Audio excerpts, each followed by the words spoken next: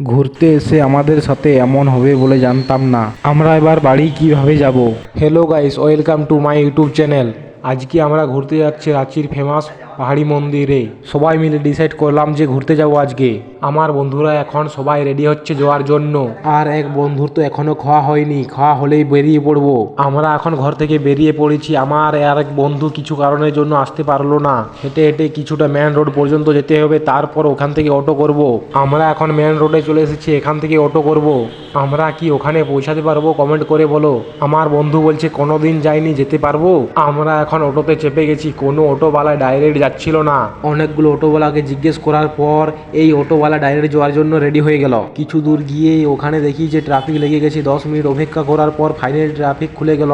এরপর ওখানে গিয়ে দেখাচ্ছি। আমরা এখন পাহাড়ি মন্দিরের সামনে পৌঁছে গেছি। এখান থেকে পুরো পাহাড়টা দেখাচ্ছে।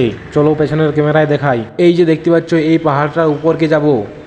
এখান থেকে পুরো ক্লিয়ার দেখাচ্ছে না।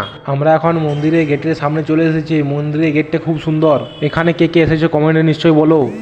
একবার চারিদিকের ভিউটা দেখে নাও। চারিদিকটা দেখতে কীরকম, চারিপাশটা এরকম একটা দেখতে। এখানে এই সিস্টেমটা ভালো করেছে। সাইডে জুতো রাখার ঘর করেছে যাতে চুরি না হয়ে যায়।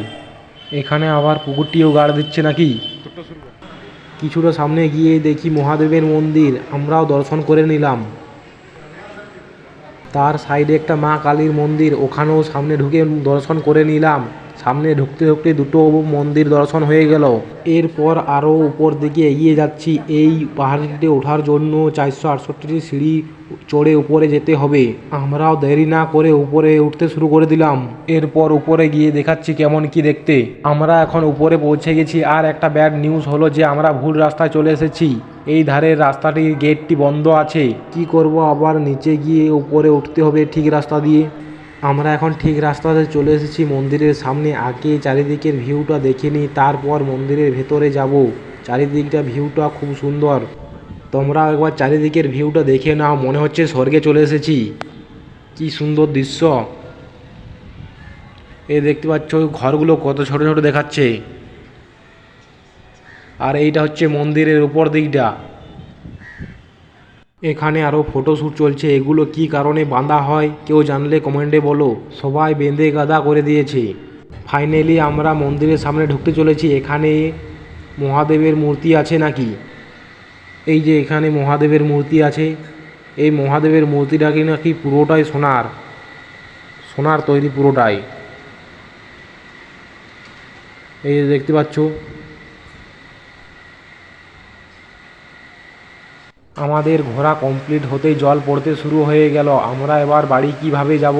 কোনো ছাতাও আনিনি। আর সন্ধ্যা হয়ে যাচ্ছে। 1-1.5 ঘন্টা হয়ে গেল কিন্তু এখনও জল ছাড়ায়নি। থামছেই না, জল থামছেই না। মনে হচ্ছে মেঘ ঝেঁদা হয়ে গেছে। প্রায় 2 ঘন্টার পর জল থেমে গেছে। এবার সন্ধে হতে চললো। এবার বাড়ির দিকে রওনা দেবো। আর ছাতা না নিয়ে বাড়ি থেকে বের হবো না কোনো দিনই। তোমাদের এই ভিডিওটা কেমন লেগেছে কমেন্ট করে নিশ্চয়ই বলো।